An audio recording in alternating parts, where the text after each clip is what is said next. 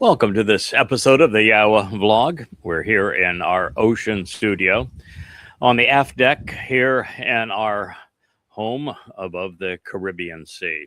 It's a delight to be with you.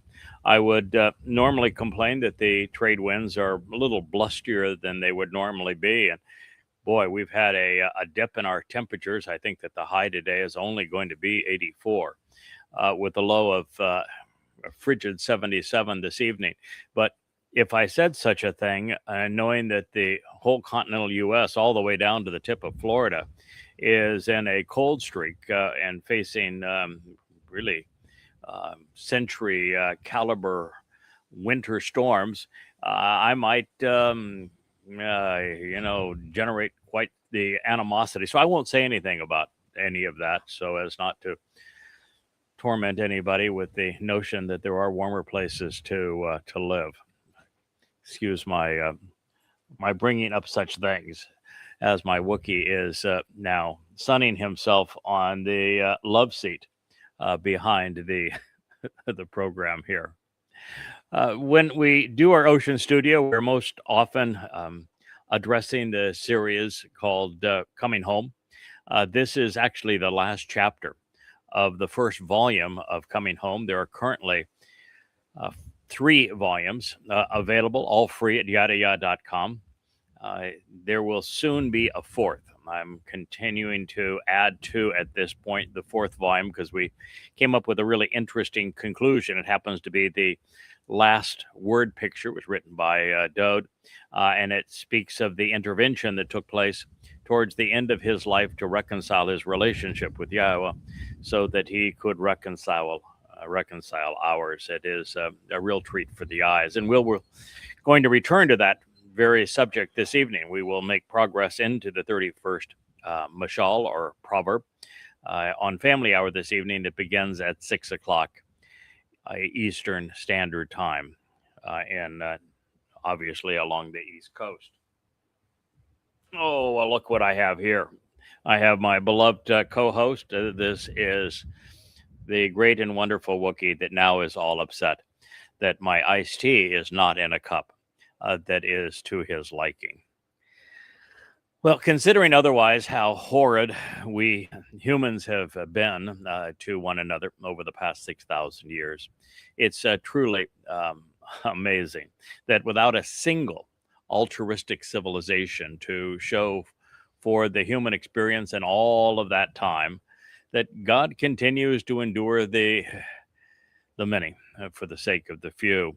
And oh my goodness, do we have a few that are now, I guess it's really many, that are making a mess of things in Washington, D.C. and around the world.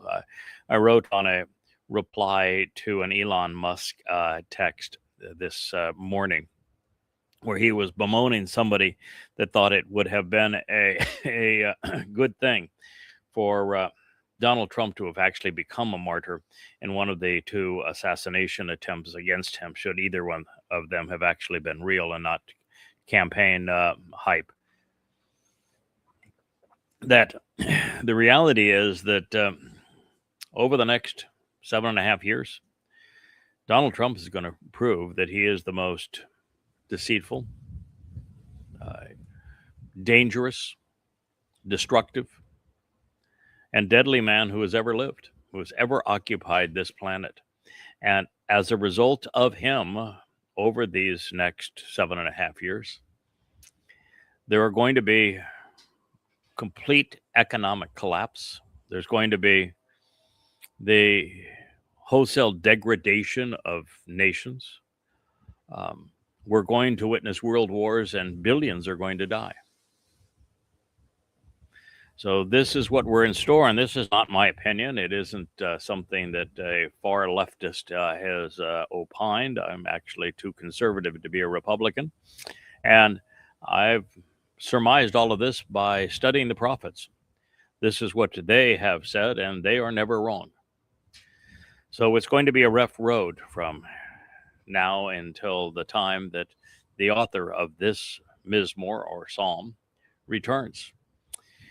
And that is because for the likes of Dode alone, Yahweh would have done everything that he has proclaimed, and he would do it all over again. It says, as we rejoin the eighth uh, Mizmowr or Psalm, truly, when I look at and I observe, Ra'ah, I see your heavens and the universe, as well as the spiritual realm, Shamayim, your lofty abode, and also the sky, the stars, and the atmosphere above. The accomplishments, the products and extension, the energy and effort from your fingertips, the moon and the stars, which to reveal the benefits of the relationship you fashioned and formed. What is Enosh, mortal man? Well, that is quite the question. And it says here, continues by saying that by comparison, you are mindful of him, and that the Son of Man, that surely you take stock of him and you relate to him. Goodness. Mizmowr, lyrics to sing, Psalm 8:4. Again, as I have shared so many times, there's a lot to unpack here. It begins by the most important person that God ever conceived, Dode, who is known as David, even though Dode is the proper pronunciation of his name from the manuscripts and texts that bear his name that he himself wrote. The name means beloved. And he was the ultimate student of Yahowah. He wrote upwards of 100 Psalms and Proverbs. He is not only the central figure in God's story, there are over 1,100 mentions of Dode's name in the Torah, prophets, and Psalms. Dode is the chosen one. He is the Messiah. He is the Son of God. And he is our Savior. He is the one who fulfilled Pesach, Matzah, and Mow'edym in 33 CE. He was the one who was actually crucified. He is the one who took our guilt and carried it into Sheol. He is the one who made first fruits, which is firstborn children, Mow'edym, possible. And all of those things were stolen from him and given to the myth of Jesus, which is one of the greatest crimes ever committed by the Jewish people. And it has become the most popular religion based entirely on the lie of identity theft and counterfeit. Dode is the central figure in God's story. He is everything that is ascribed to everyone else, with exception of he is the closest thing that we will ever know to God in our midst, but he is not God. He is Elyon, according to Yahowah, which means he is the fullness of the influence of God in our presence. And Dode is the one who, as king, is returning. He will return on Yom Kippurim in year 3000 or year 6000, which is 33 CE. 2033 CE. That's October 2nd, 7.5 years from now. And it is our mission to proclaim all of this to you. He is the one who is observant here. And by being observant, he's doing one of the things that God asked of us when he created the test case for man in the garden of great joy, which we as the first man collectively failed. And this begins with him being observant. It's what Yahweh said he wanted of Adam, of man, was to be observant, to be responsive, to engage, and make a contribution to the relationship and to the world around him. And then to be reliable, to show that he could be trusted. And of course, on all three of these things, Adam failed miserably. Dode did not. Although there were times in Dode's life, which we are examining in our program called The Last Word Picture. We'll continue with that this evening, where Dode had a major timeout with Yahowah for bad behavior. This was ultimately resolved, but it would take considerable effort to do so. So Dode begins truly when I look at, when I observe, when I see the universe. And we should just think for a moment. And I've tried to convey this on numerous occasions, but I'm going to state it again. We know that our universe contains, at the very least, 2 trillion galaxies, and that galaxies average anywhere from 100 billion stars to upwards of 4, 5, 600 billion stars. Some have upwards of 1 trillion stars, and that every galaxy is replete with planets and moons. The universe is big by standards that our brains were not even designed to contemplate. And the thing that is so remarkable about all of that, of trillions of galaxies with hundreds of billions of stars each, is that that is only the known universe, the extent of what we can see, because that which is beyond that is so far removed from us that during the time that the universe has existed, the light has not even reached us from things further beyond that point. And the universe is expanding to the point that it will never reach this planet. And that, my friends, is only 5% of the universe. 95% is in a attract force and a repellent one that I actually think are more akin to dimensions. And that's beyond all of that. And the thing that is so remarkable about our universe is that if you study the story of Gan Eden, it's presented as a protected and sheltered enclosure that is conducive to life. And when you look at our planet, it's the exact same thing. It is uniquely positioned such that it is a sheltered enclosure that is conducive to life. There is no other place in our solar system where life can exist. None. Not even close. The moon is exceedingly toxic. So is Mars. There is no way for humans to ever live on either place. You can go visit the moon briefly, but if you don't get back in a hurry, you're going to die. And on Mars, it is only a place that humans can go to die and never to live. And the rest of the solar system is even less hospitable.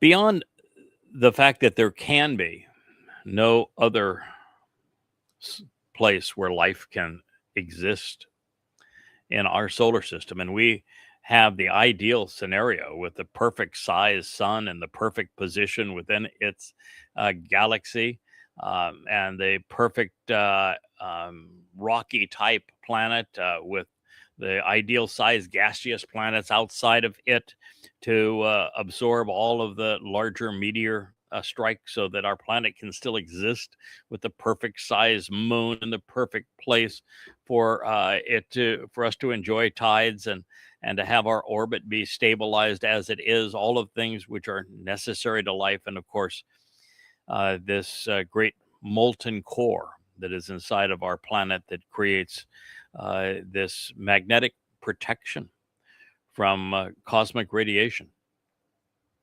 Otherwise, again, life would be annihilated. But it's not just that the Earth is a larger version of the microcosm that God created in Gan Eden, or that Yahowah is transforming the entire Earth to the conditions of Eden when he returns, or just prior to his return, 10 days prior to his return with Dode on Teruah in 2033, year 6000 Yah. So that we have 1,000 years to get the Eden experience right, so that we can do as Dode ultimately did, show ourselves observant, thoughtful, responsive, and reliable. What I also want to share with you is that there is this grossly over fixation on physical bodies in religion. Oh, they have to be covered up in Christianity and Islam and Judaism. You can't see the flesh. Flesh must be really bad. They are teased such that people actually think that if those that go to hell are going to have their bodies tortured. That's what the Quran says. That's what the New Testament seems to infer. They believe that in heaven, that there's also a decadent treat of some sort that are available to physical bodies. That's why the religion of Christianity is based upon bodily resurrection. It's the dumbest thing ever. While you have mass, while you are comprised of matter, you're stuck on this planet. Might as well make the best of it. You ain't going anywhere. Yeah, we can go to the moon for a few days, but any longer, and you're going to die there. And you aren't going to go anyplace else other than to die. That's it. And the problem, the limiting factor is our bodies. No physical object can be accelerated to the speed of light. It would take infinite energy to do so. Even at 99.9% of the speed of light, it would take more energy than is produced by the sun to propel a spacecraft. And even then, it would be incredibly vulnerable. And even then, you wouldn't get anywhere within lifetimes. I mean, the closest star systems are comprised of red dwarfs. There's no life around a red dwarf. It's too toxic. And that's 4.5 light years away. Our own galaxy, the Milky Way, is 100. Was it 100,000 light years across? 100,000.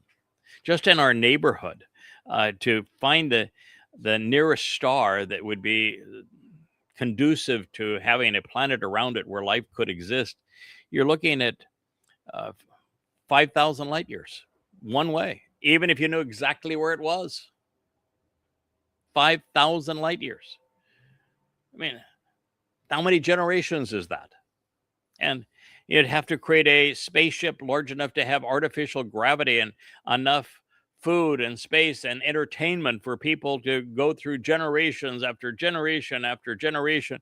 You'd never get a spacecraft even to half the speed of light with all the energy that's available in our entire sun to make that journey. And it would take 5,000 years. And if you got there and it was a disappointment, it's all over. There's no coming back. And that's just our galaxy. The distances are so large. And the speed constraint is the speed of light. You can't warp it. There are no such thing as wormholes. You can't exceed it. And even at that speed, it's a multi-generational process, a millennial process to get anywhere. And that's just in one of the 2 trillion galaxies. And that's just in the neighborhood, in the same arm of just one of 2 trillion galaxies. So everything that's out there is nothing but a sign of God's magnificence. What it is. And an invitation.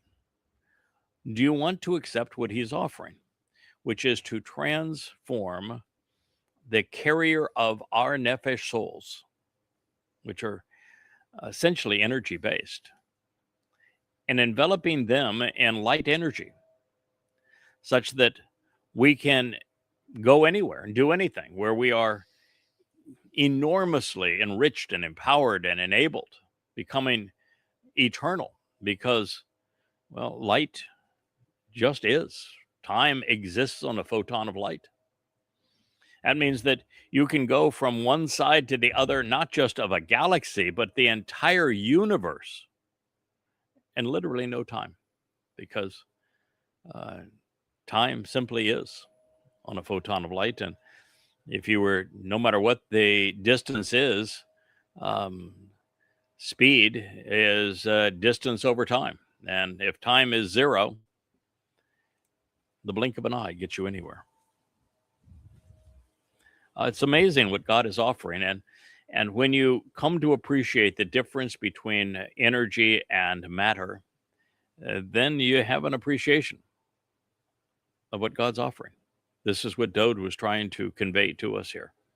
When you consider the universe, then you have an appreciation for all that God's offering. It is one of the reasons we are so lucky to live in the time that is enlightened by the likes of Albert Einstein, who not only told us that time is relative, so that we know time does not flow at the same rate for all observers. And in fact, time simply is on a photon of light at light speed, and that time slows in the presence of great energy or great matter, and that it is relative to the observer. It helps us understand how prophecy works and how we become immortal and how we're enriched and everything else. It explains the nature of the Hebrew language, where verbs are not stuck in the ordinary flow of time. It explains exactly what God is offering to us. And in his most famous equation, E equals mc squared, what he is saying is that energy and mass, energy and matter, mass is simply the measure of matter, that they are equivalent in the same sense. They're the same thing. They just aren't. They're vastly different amounts of the same thing. That matter is a diminished form of energy. You have to multiply matter times or mass times the square of the speed of light if you want them to be equivalent. So that is what's being conveyed here. And it is essential for you to know that while you can look up there and see millions upon millions of stars at night, that no human, no material being is ever going to travel between them. And that the only way that we have access to all of that and enjoy it, and God can share it with us, is for us to be transformed, where we go from physical bodies to having our soul enveloped in light energy. So this then continues, and it says that after, truly, when I observe your heavens, the universe, and the spiritual realm, the accomplishments of your fingers. And the next thing here is the moon. Now, Dode spoke of the moon here and the stars, but not of the sun. You know why? Because in Bereshith, the opening book of the Torah, in the first chapter, in the fourth day, Yahowah makes an interesting distinction between the greater and lesser luminaries. And while the inference is that he's talking about the sun and the moon, and that the sun creates light and it's greater, and the moon reflects light and it's smaller, that he's actually talking about two men. The greater luminary is Dode. You're listening to the lesser luminary. And so Dode has been reacquainted with his role in the restoration of life on the planet, and he's beginning to know who he is. And so now he is appreciative that the moon reflects his brilliance during the time of darkness. He also recognizes that in the fourth day, Yahowah doesn't say something was created. He says that the greater and lesser luminaries, so they're both great, but collectively they serve as signs of the Mow'edym. The Mow'edym are the 7 annual meetings with Yahowah. Pesach, Matzah, and Bikurim, which Dode fulfilled. Shabuah, which is on our horizon, and which is my responsibility to cultivate. Followed by Teruah, which is the final ingathering. It is also that next day, it is on the Shabbat of September 24th of 2033, year 6000 Yah, it is when we will experience the sacrifice of the red heifer. And the mortal remnant of Israel will be brought into Jerusalem and purged of their religiosity so that they are ready to celebrate the great homecoming and Dod's return with Yahowah. It is also interesting, of course, on that day that the moon will eclipse the sun, just as the Earth's shadow will eclipse the moon as we return to Gan Eden 15 days thereafter on Sukkah. So he's speaking of the moon, and he's speaking also of the light of the stars, which is really God's invitation. Do you want to come visit them? They're there for you to see. I want to show them to you. Let me take my Wookiee and have him come back down. All there for you to see. Because collectively, they do reveal the way to the benefits of the relationship. And the way that Asher, reveal the way to the benefits of the relationship is that they tell us all about light. They tell us about the magnitude of this creation. It's one of the reasons why I'm just astonished that there's a religion like Christianity, which has reduced God to the size of a man. God is not a man. Men cannot kill God. A God that created a universe which is at least 4-dimensional, and I think 6, to explain dark matter and dark energy, the attractive and the repulsive forces, which comprise 95% of the universe, the known universe. And that the Shamayim, the heavenly realm, spiritual realm, is beyond that. So it would be in the 7th dimension. For a being to create something of the magnitude of our universe, he must be a dimension beyond it. It has to be. It's impossible for somebody in the same dimension to create something enormous within that dimension.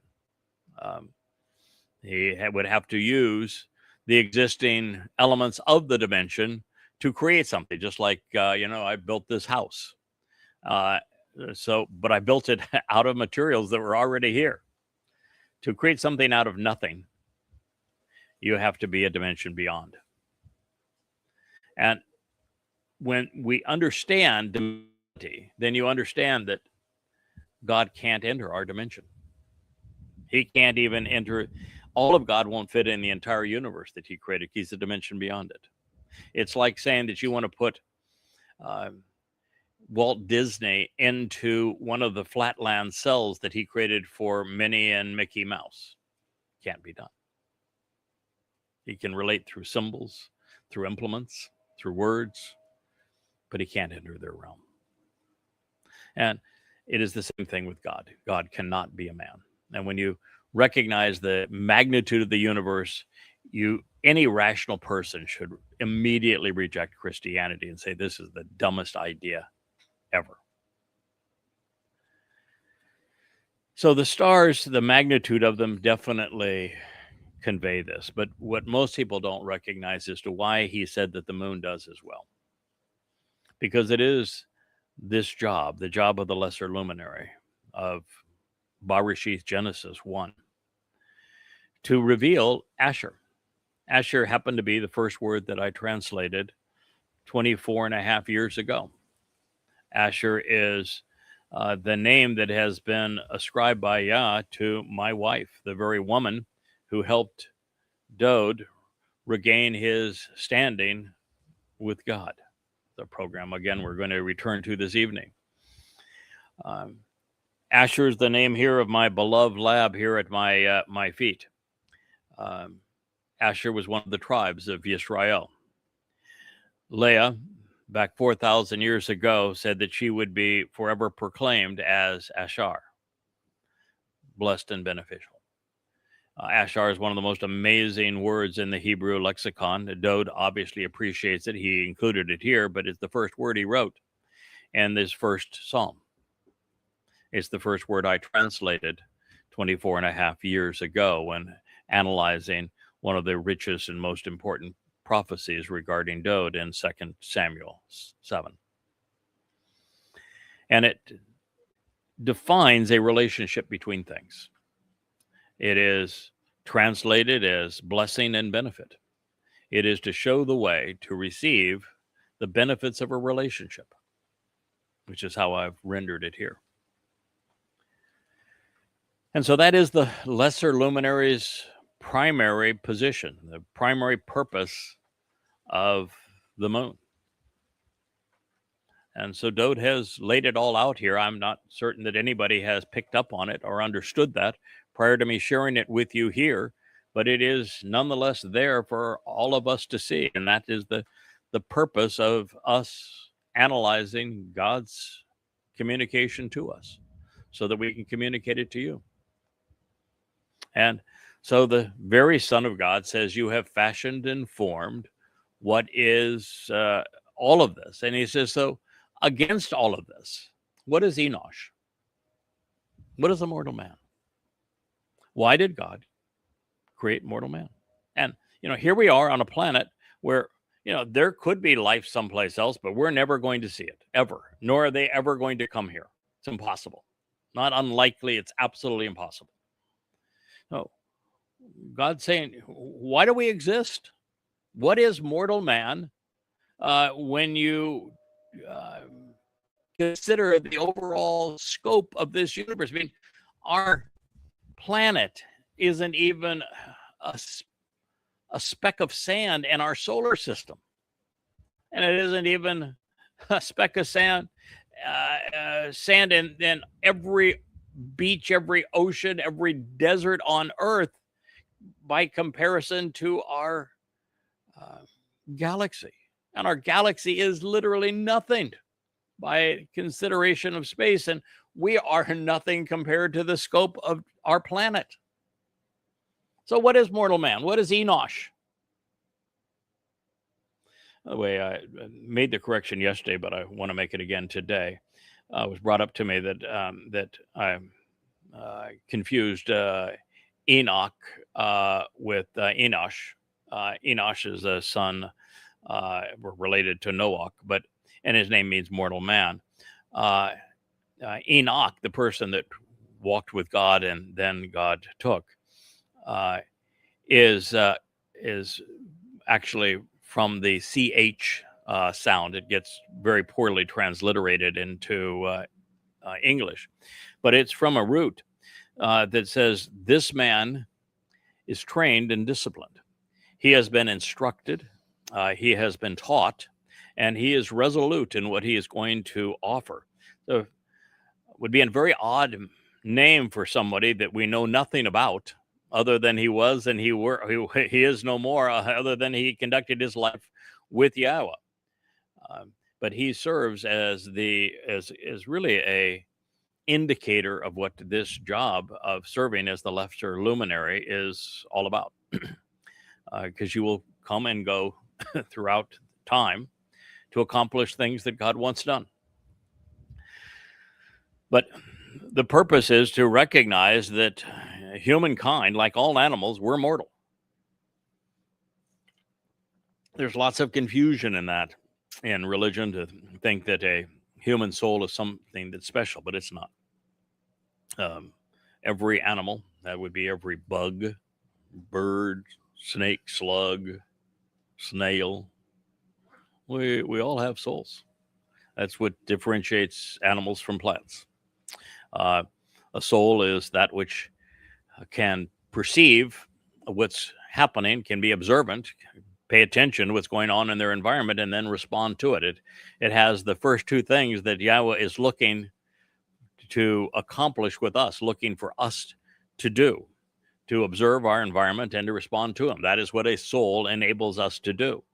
A Nasama, which he gave to humankind uniquely, making Adam like God, is the ability to accomplish the third thing that God is looking for, and that's for us to be reliable, so that we can discern right and wrong, good and bad, and if we make a mistake, get up from it, learn from it, and grow as a result.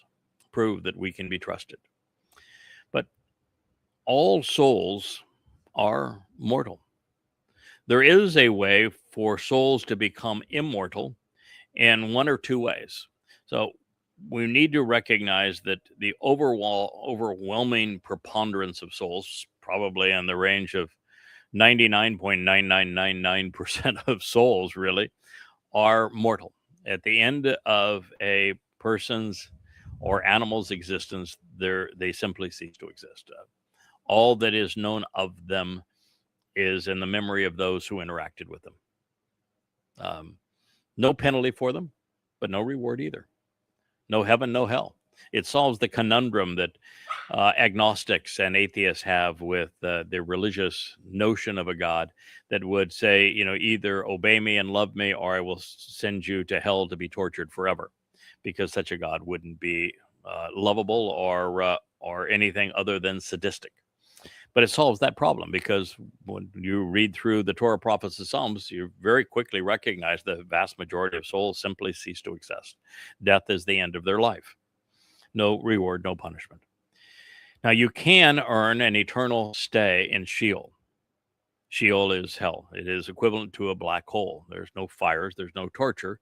It's just a place where there is no escape, and time is eternal.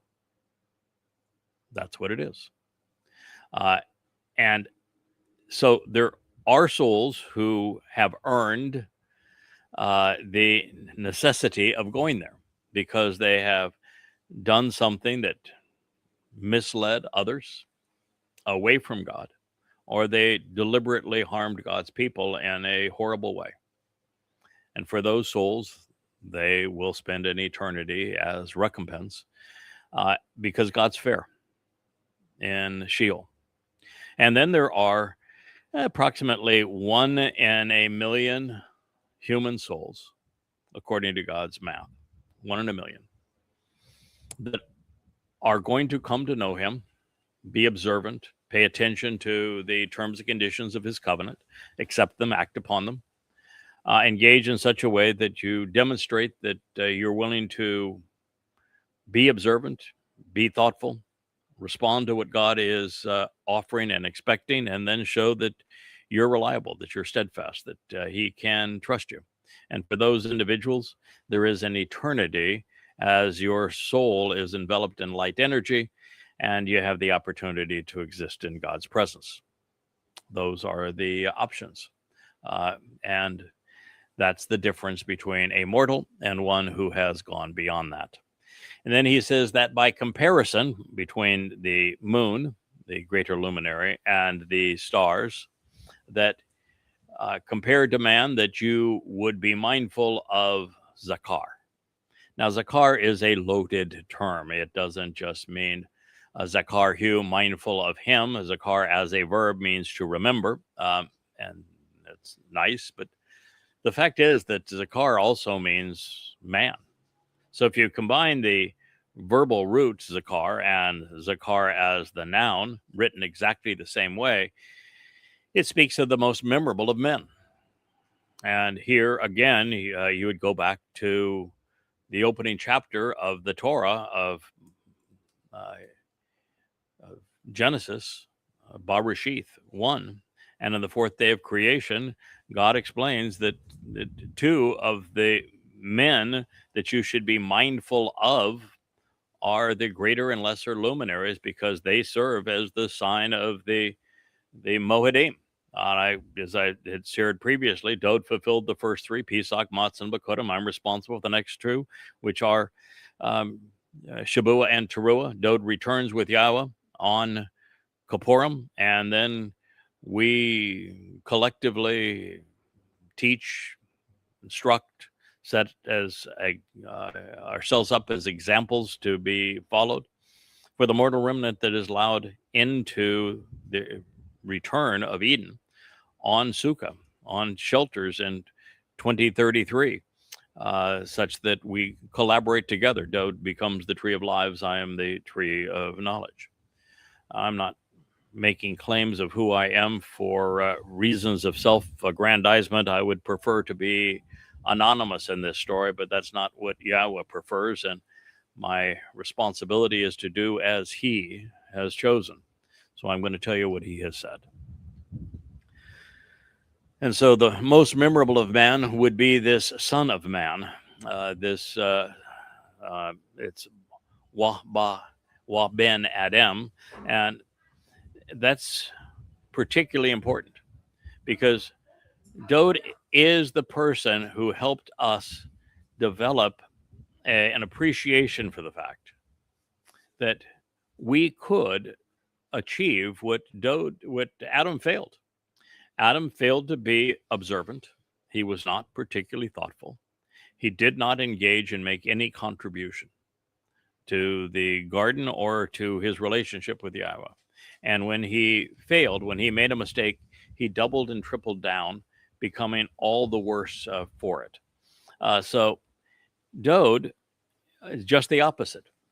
Here, you're seeing him speak of how observant he is, looking at the universe and considering the contrast between a mortal man and the universe, and then speaking of the role of the moon and the stars in conveying the path to receive the benefits of this relationship, and then making the comparison between the two, and then drawing right down to the most memorable of men and to the Son of Man. So he is not only observant and thoughtful, he is also engaged because he wrote all this down for us to contemplate thereafter. An exceedingly important thing for him to have accomplished, him to have engaged in. And as we are discovering in our evening program, the final word picture, Dode made his share of mistakes. So he proves that God is not looking for perfect. That would be boring. It would be counterproductive, actually, for him to have been perfect, for any of us to be perfect.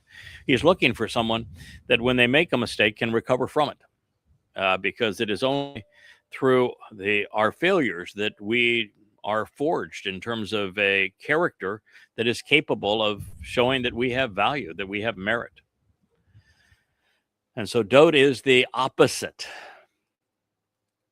of Adam. So he is the Son of Man that would matter most to God.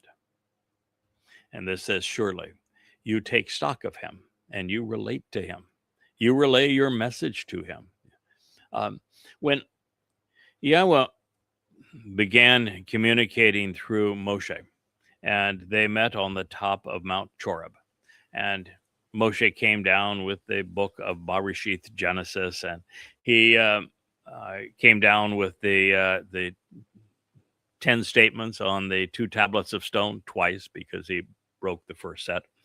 He was naturally angry that he came down after hearing God speak against religion and having saved the people from religion and politics and the caste system, that they were out being religious and had created and were worshiping a golden calf. And he says, he broke that set. So he came into the second set. So what God decided that he would do is that he told Moshe, you got 3 days here to get them all cleaned up and all prepped and everything and all prepared. And I'm going to bring my fiery light. It's not all of God, but it's a representation of God through light. And I'm going to come down and I'm going to speak directly to the children of Israel. So you got 3 days to get their act together, get all prepared, to get all scrubbed up, their best outfits. We'll have this meeting. And the purpose of the meeting is for me to reassure them that I am speaking through you, that this is the way that we have thought is the best way to communicate, because you're obviously literate. You can write all this down. If I communicate it to you, then not only can you communicate it to them, but it can be retained accurately throughout the ages. So God was already committed to that plan. When he came down and his brilliant fire, light, was present before the children of Israel, and his booming voice was speaking directly to them, the children of Israel said, no. You need to go away.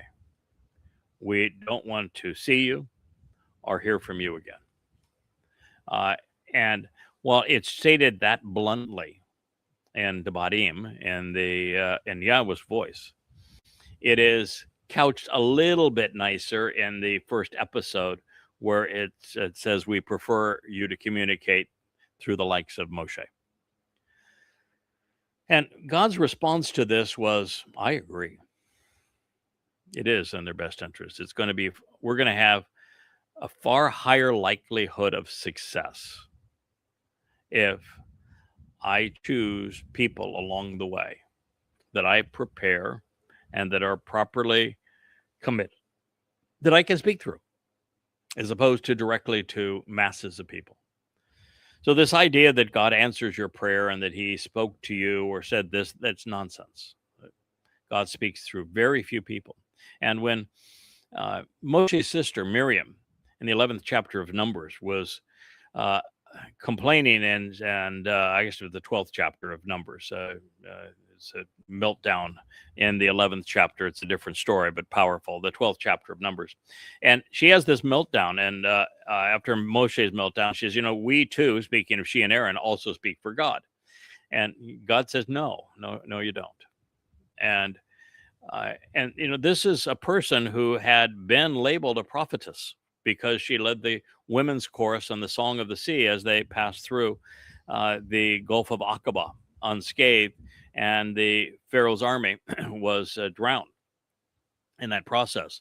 And God said, no, you don't. When I speak through someone, they know it. First of all, I choose people based upon their responsiveness. And he said that Moshe was the most responsive. But beyond that, they know it and you know it, because I have made it abundantly clear. I will have so many affirmations and designations, prophecies, and overt statements about that individual. As I say, the first time I mentioned is in the first chapter of Bereshith, Genesis, first chapter of the Torah. And in one of the last chapters of the Torah, in Verbatim, there's a better part of a chapter dedicated to the Nakar, the observant foreigner, who will be present in these last days to do precisely what I'm doing for you now. So God says, no, if you're going to speak for me, you know it. And so here we recognize that what Dode is saying is that you find memorable men, you make them known. There's no anonymity here. They know who they are, and you clearly state that they're speaking for you. You prove it. And then it's up to the rest of the world, after you've taken stock in these sons of man and that you relate to them, for us then to relate to the rest of you, to convey your message, because God has chosen this means of communicating with us. And the reason he chooses it is that he's not overpowering in this way. You can choose to deny him if you want to. You can choose to turn a myth into a man god if you're a Christian, or Hashem is your replacement god if you're into Judaism, or you can turn a snake into God, or a rock if your preference is Islam. So it gives the world the opportunity to create their gods in their own image and worship them, and to reject Yahowah, or to use all of the information he has communicated to embrace him, to accept him, to act upon what he has provided. You just have to do the same four things that were requested of Adam, that Dode actually did, that I'm trying to model here before you. That means you must be observant. You must pay attention to what's going on, to what Yahowah had to say. Then you must be thoughtful, such that you think about what has been conveyed. And next, then, this is very difficult for most people. You got to be responsive. God's not taking deadbeats into Shamayim. He is not interested in the oxymoron of a one-sided relationship. He is only interested if you're going to make a contribution. And then, most important of all, you must be reliable. You've got to show that if you make a mistake, you can learn from it. If you fall, you can get back up. That your character can be forged in fire, so that he can trust you.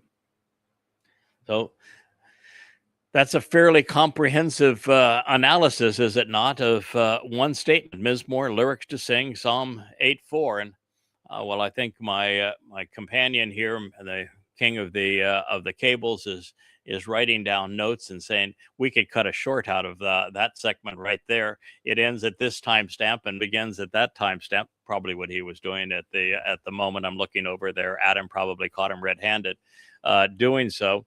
The fact is that we're at a place now where I have given through here's an example of some of them, of the 35 books that are on the shelf at yahowah.com, all free in their entirety to you. You can read them in page turner format, which is really pretty cool. You can read them in PDF format, both in their entirety and absolutely free. You can read them on your cell phone, on a tablet, on your computer, on your television, however it is comfortable for you. And also, if you want the paperbacks, which you see behind me, you can buy them.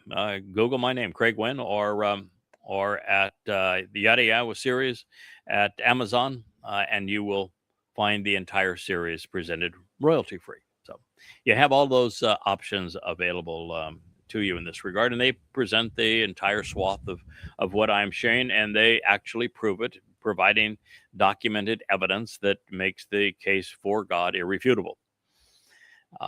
But now, as we draw close to the Shabuah harvest, my job is to amplify what I have come to know in a way that might resonate with you if you're hearing this for the first time or you're trying to grow with us. So I actually have two missions now. I'm trying to prepare the covenant family so they're devoted and can make a contribution now as we enter the last 7.5 years, to inspire them to know, to grow, to understand, and to be productive with their lives, because so much is riding on it. And I know they want to do things that God will be proud of, and they'll be proud of as we go forward throughout time, and preparing them to serve mightily as we enter the Garden of Eden on Sukkah, re-enter it. But I'm also trying to share things where you could, if you're a first-time listener and you're open-minded and you're not religious, you would say, I've heard a lot of people talk about things that would be called scripture, but boy, this man's understanding of it, the insights he is deriving from every word, are so far beyond everyone else. I posted something today. It was a rabbi that was making some absolutely absurd comment about the creation account, that it has been my assessment that I know and understand more about Yahowah, the Torah, the Bereth covenant, the Mow'edym, restoring witnesses to the eternal testimony, and even Dod as the Son of God. I know and understand more about each than all of the rabbis who have ever lived, and all of the pastors, and all of the priests, and all of the popes, and all of the scholars combined. And every day as I listen to somebody make their case, they prove my point. So my hope is that you will listen and that you will gain from this.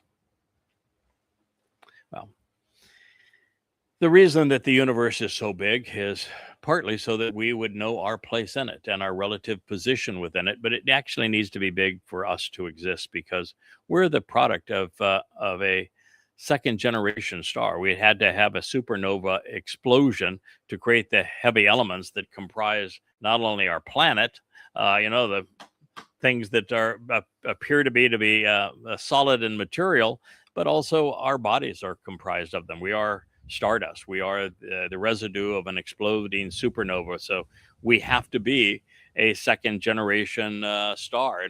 And for all that to take place, we have to be in a first generation galaxy, which is what our Milky Way happens to be.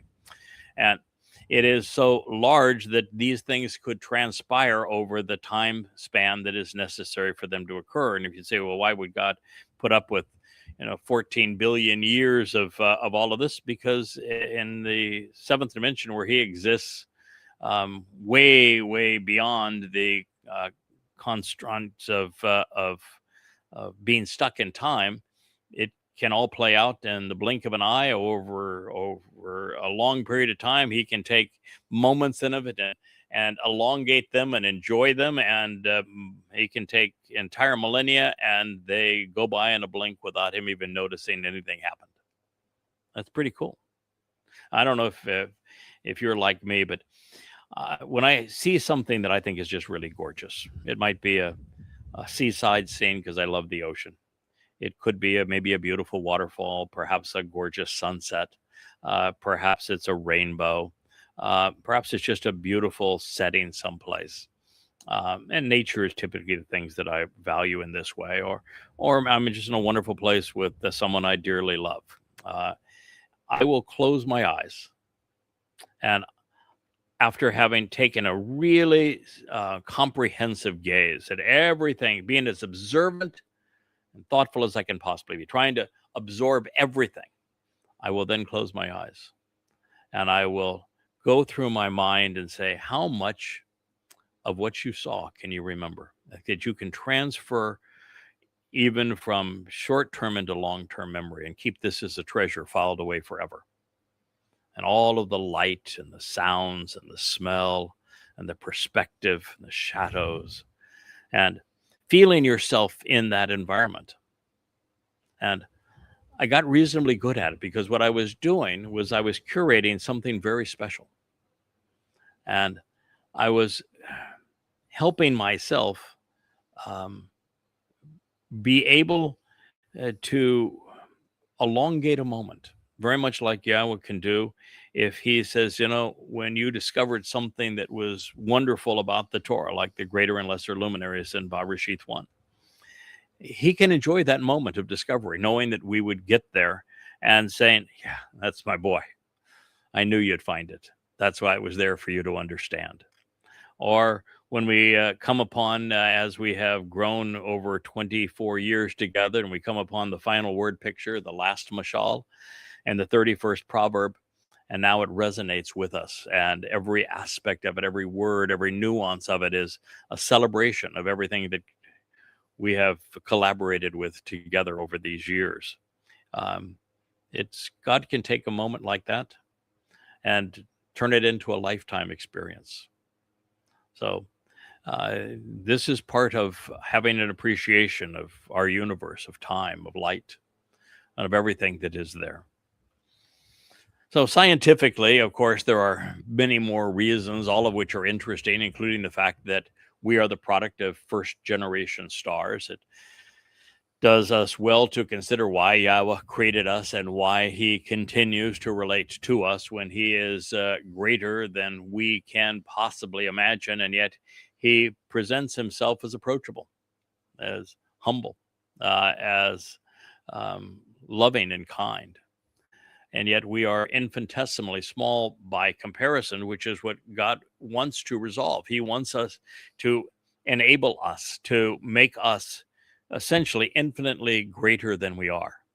And that's the whole reason for having the Garden of Eden test and for us going back to that opportunity so that we can demonstrate we can be trusted in this regard, because for God to make us immortal and empowered so that we're more similar in terms of our knowledge and understanding and capabilities, he needs to be able to trust us at that point.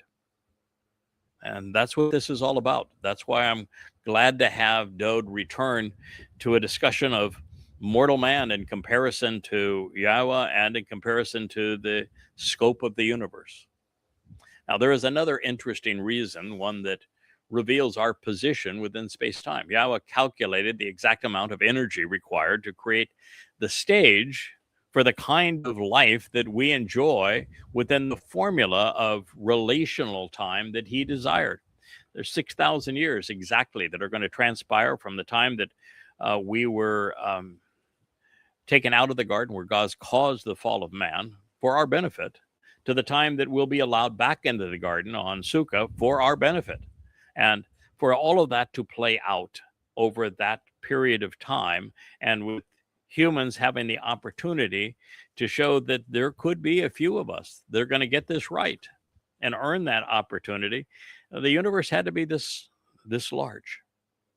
And from the perspective of the creator, at creation, the universe is still 624 days old and about to enter the seventh. I did the math so that you might understand it and appreciate it. But uh, 14 billion years and 6 24-hour days from the perspective of the creator at creation, at Big Bang, which is a term that Yahweh was the first to use, is exactly the same length of time, because we now know from the Wilkinson probe that the residual microwave radiation from the Big Bang itself has time dilated. That's called the dilation of time, to 10 to the 12th power. So it flows faster than it does on Earth because of the great velocity and enormous mass that would have been there at the time. And that makes the 14 billion years since the light first began to coalesce into matter and time began to flow equal to exactly 6 24-hour days.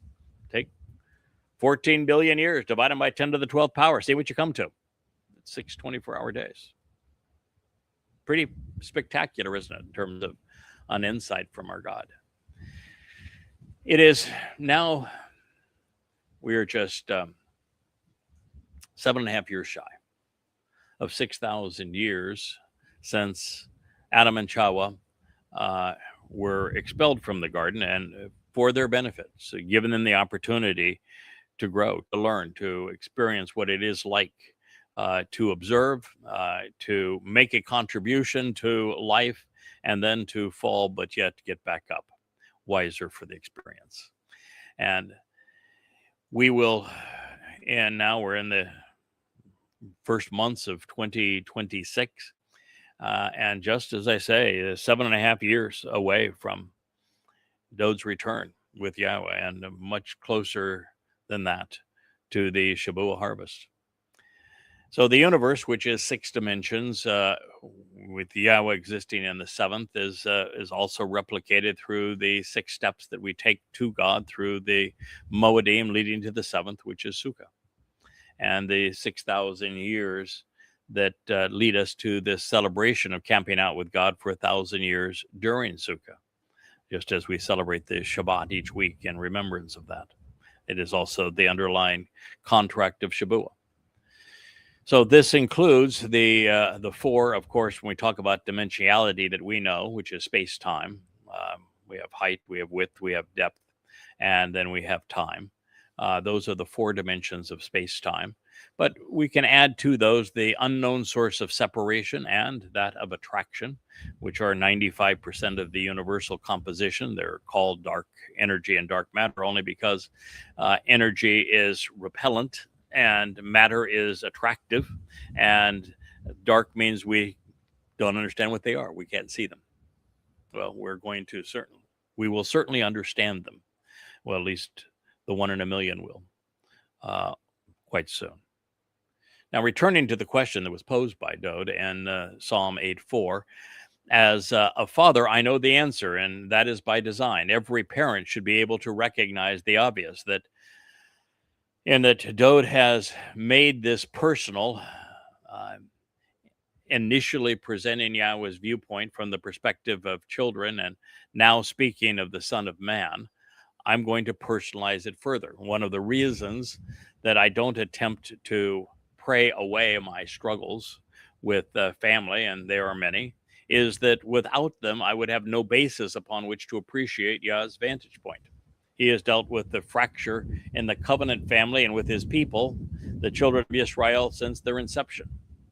So while my experience is limited to a single home, and then to the covenant family, which I have given birth to and have overseen these in these last years leading to Yahweh's return, I'm a decidedly imperfect father that has enjoyed some wonderful relationships over time, and I've seen others fracture. So it wasn't always, that way, but it is by enduring this and coming to understand the pain of a fractured family, that we can empathize with God. It's why Yahweh asked Hosea to marry a temple prostitute, a religious whore, so that he would understand the pain that is caused by Israel, by Jews being religious and cheating on God, by the false gods of religion and all that goes along with it. So God is essentially saying, what is it with us that it's so hard for us to perceive these things, that we also treat each other so poorly, even within families? All families are fractured. Why do we reject God's desire to enrich, empower, and liberate us when that is what he is offering? So through life experiences, I have come to appreciate Yahweh struggles with Israel, with whom he calls his bride. Just as Yahweh pronounced his divorce from Israel, now through Hosea, I also have experienced a divorce. I divorced my wife of 34 years because I could no longer resolve or endure what is the aches and pains of borderline personality disorder and the resulting propensity to be dishonest, mean-spirited, and condescending. And it became way too depressing. I'm sure, what Hosea experienced when married to Gomer. And by being free of that, and now having the opportunity to experience the kind of love and trust that I have with Leah, my wife, now I have a much better appreciation of what God has endured and is disappointed by and what he is offering. In fact, there was a moment a couple of years ago when I was witnessing Muslims attack southern Israel in the October 7th horrid attack, an all-Islamic attack against God's people, that I instantly recognized that the best source of information as to why they did this was in a book I had written 20 years earlier called Prophet of Doom. It's the first book that Yahweh asked me to write in terms of, Tea with Terrorists and Prophet of Doom combined, to explain the enemy of his people, Islam. And I knew that that was the best answer for God's people, but I also knew it was the only book that I had not gone back to correct, that I hadn't improved over the years, with others, having rewritten and enhanced them, scores of times over that period. But this one I had not. What I wanted to do, though, was continue to finish Coming Home 3 that I was working on, because spending time with Dode and Yah was fun. Spending time with Allah and Muhammad is like, being asked to go down to hell with them. They're repulsive. So I recall telling God, it's surely Prophet of Doom is good enough. I don't want to go back there. Let's just make progress with Coming Home. I don't want to do that. And God, just as clearly as I'm talking to you, said, I've taken care of you. Now you take care of my people. Well, the result is the 5 volumes now of Goddamn Religion, all free at yadayah.com. Completely rewritten from the first word to the last word, and greatly expanded and improved as a result of that collaboration. And I'm glad that we did it. Now, of course, that it's over. So I understand what God is frustrated by, the headaches that we have given him. But I also know what he is trying to achieve and how wonderful it is. It's interesting in all of this is the need for a restoration, a renewal of the one and only covenant. Since according to the Torah, a man cannot remarry a wife from whom he is divorced. It was Yahweh presenting himself as the husband of Yisrael, as and as a result, they were his children, and he uses that metaphor. But it isn't Yahweh that is going to remarry Yisrael. No, out of the mortal remnant of Yisrael that returns, that we cleanse through the sacrifice of the Adam of Parah. It is Dode who is the yearning groom of Numbers 5, and Yisrael that is the cleansed bride. By way of Numbers 19 and the sacrifice of the red heifer, so that it is Dode. that is going to restore the family, with the family reunion that is going to also celebrate a marvelous wedding at that time. And there will be, I think there's 2 weddings at that time. I don't have absolute proof of this. Leah and I are both pretty convinced that on Yom Kippurim in year 2033, there's going to be 2 weddings. I'm going to renew my vows with my beloved Leah, a Goy and a Yehud coming together. And the ultimate Yehud and Dod is going to have a Yisraelite woman that will be curated and properly attired for the wedding by my wife. And that wedding will also take place simultaneously. So it is a marvelous fulfillment of what is Jeremiah 31. So in spite of the perceived difference in scale and the an ability that Yahweh has versus a mortal man, Yahweh actually created us as close to himself as was prudent, such that we could relate to him and he to us without being overwhelmed or underwhelmed. And endowed with these attributes, particularly with the neshama, our conscience, and with the benefits of the covenant and it enriching and empowering us, Yahweh will enhance our status, bringing us to the point where he has bridged this gap through a straightforward transformation from matter to energy. That's why we're asked to walk into the presence of that enlightening fire during the Mow'edym, because our physical bodies are transformed into light energy and can carry our souls in a way that they are transformed, emancipated, empowered, and enabled. And we move from being stuck in 3 dimensions to 4, 5, 6, and 7, with infinite increases all along the way. I'll read one more passage. My guess is that we are at the hour mark. We don't want to go too long today in this program because we have a tendency to go fairly long during our family hour, and we're on really interesting material tonight. But we did want to get this added program in. So this is what is said next, and it's spoken by Dod. Therefore, you, speaking to Yahweh, have made him somewhat diminished, withholding something. Chesar.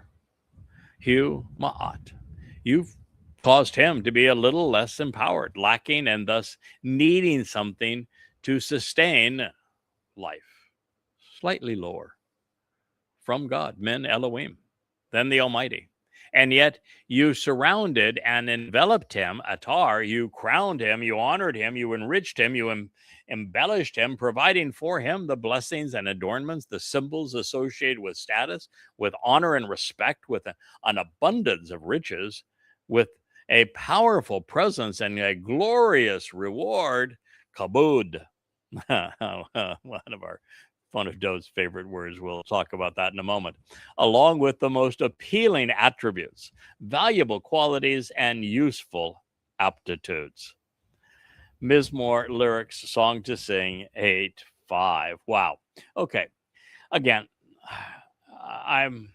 what I want to be able to do is to expand upon what Dod is trying to share with you. I want to go from being words that you hear, you saw perhaps on your screen as Rich was presenting them along with this program. But what I want you to do is, as now without the words on the screen, just in your mind's eye, I want you to think about what Dod had to say. And maybe you need to close your eyes even as you process this, because words are the ultimate tools. They're most powerful implements in the universe. They are the very glue of relationships that bond us together. They are the medium of thought. We think with words. They are also, of course, the essence of communication and the conduit to knowledge and understanding. They're powerful, powerful things. Therefore, you have made him somewhat diminished, withholding something. You can go back to the creation account and God said that he created man in his image. And the word that he used for image, Teslam, says that he was created in a lesser dimension. He is talking about the difference between, for example, my physical body and the shadow that I might cast. It reflects, not reflects, but the outline of who I am. But it's a one-dimensional construct where I am three, and so it's very much like that word would be equivalent to the difference between the blueprint that I drew for this home and the finished product. Okay, so 2 dimensions becomes 3 dimensions, or 3 dimensions becomes 2 dimensions. This is the variation here. So Dode is onto that. He understands that we are diminished from Yahowah. We have enormous capability, but we are diminished from who God is. He is at least a dimension beyond us, and as it turns out, we're in 3.5 dimensions. He is in 7, so he's 3.5 dimensions beyond us. Each dimension is an increase, by the way, to an infinitive degree. So he says, yet you surrounded and enveloped him, humankind, with kabod.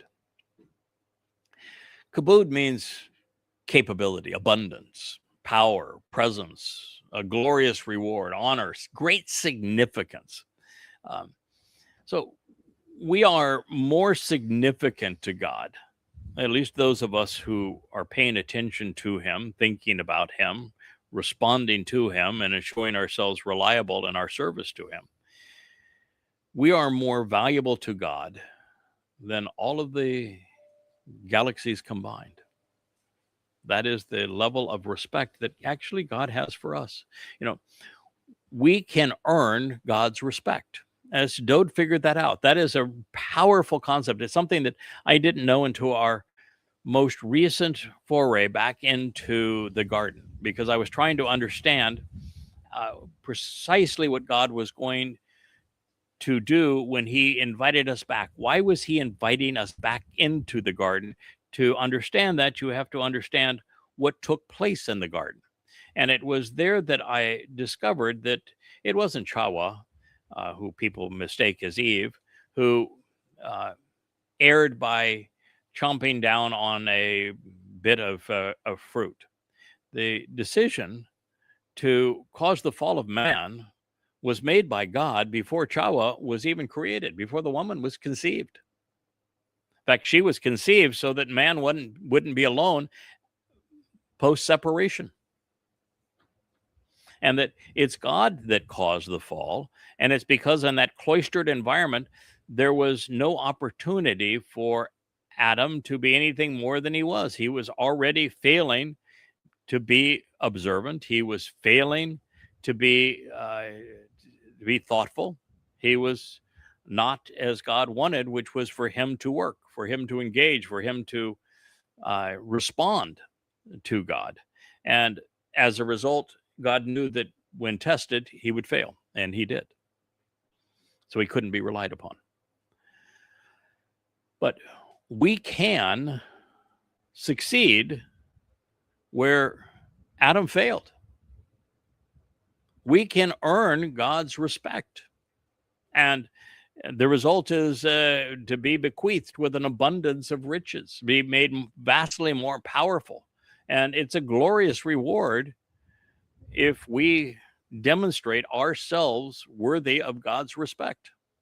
Now, sure, he's infinitely superior to us. And you would say, how in the world can an infinitely superior being come to respect an infinitely inferior being? And the answer is because he designed the whole system for that outcome. It is what he wants most of all. If you think it's prideful for me to say that I am earning God's respect, and that there are those in the covenant family who are working every day along with me, who have earned and are earning greater respect with Yahowah.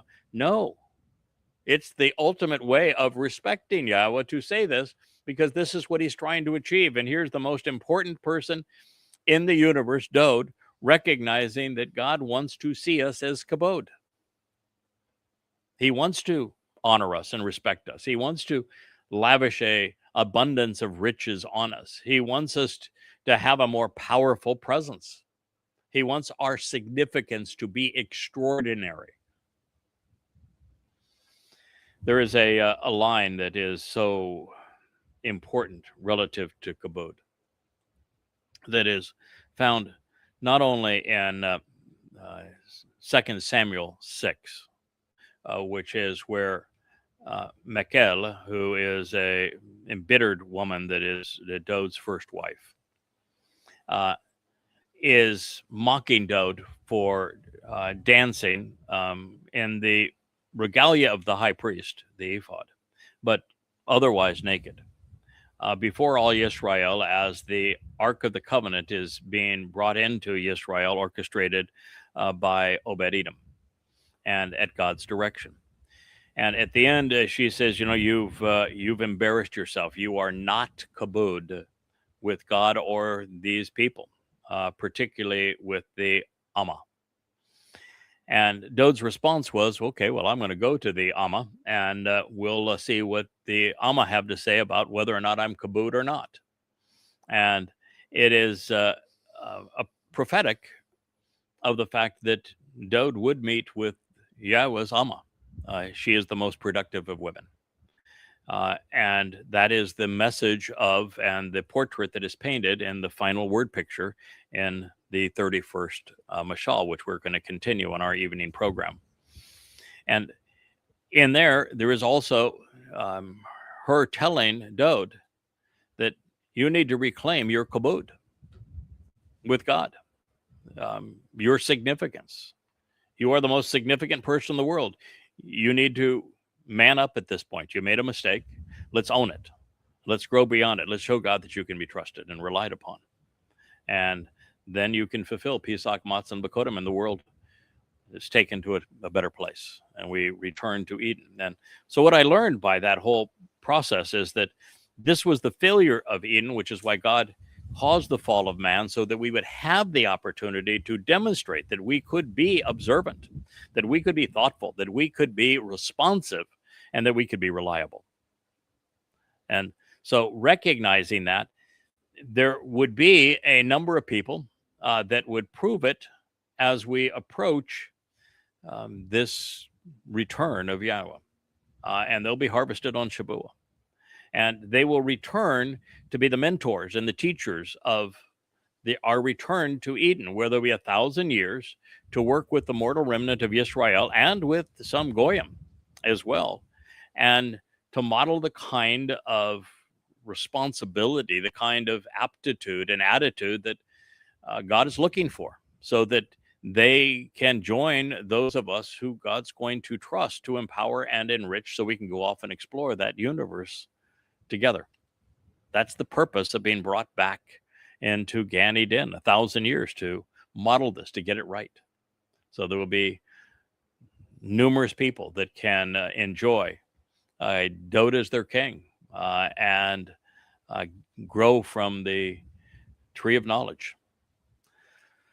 So the most appealing attributes and the most valuable qualities and useful aptitudes are all being offered to us, so that we can gain them by being observant, by being thoughtful, by listening to God, by processing the information that He has given us, so that we come to Yada know, we come to Bien understand, and then we come to Asha. We engage, we act, we do, we make a contribution. We're about the family business. And that ultimately, as we're growing together with God, just as the case with Dod, his beloved son, when we trip and fall, we get back up. When we make a mistake, we learn from it and grow past it and are wiser and better for the experience. We show God that we can be trusted. And when we can be trusted, He's put in a position where He can respect us to the degree necessary to bridge that gap that Dod is talking about here, so that we can go travel and explore the stars with their Creator. And that is the message of Mizmowr lyrics to sing, Psalm 8, 3, 4, and 5. So until this evening, not many hours from now, at what is 5 o'clock Eastern Standard Time, 6 o'clock here in the middle of the Caribbean Sea, we look forward to returning with you and exploring more that we can learn from the Word of our God. Good day.